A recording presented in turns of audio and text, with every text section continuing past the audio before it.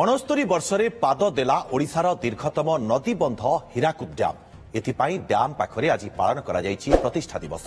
Hirakud dam मुख्य जंत्री समेत अन्य वरिष्ठ अधिकारी और कर्मचारी माने एही अवसर रे उपस्थित रहिथिले।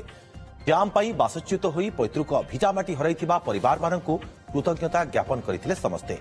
1957 मसीहा आजिर दिन में तत्कालीन प्रधानमंत्री जवाहरलाल नेहरू यह डैम को लोकार्पण करथिले। मुख्यतः बन्या नियंत्रण, जलसेचन और जल विद्युत उत्पादन लक्ष्य नहीं डैम निर्माण परिकल्पना करा जायथिला।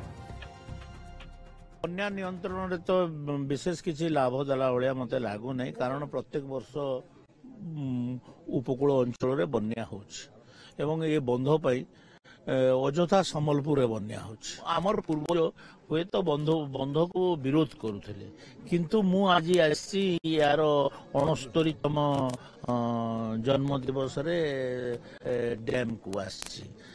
ତ ମୁଁ ଗୋଟିଏ କଥା ଏ ଜାଗାରେ କହିଛି, ଡ୍ୟାମଟା କେତେ ଲାଭ ଦେଲା।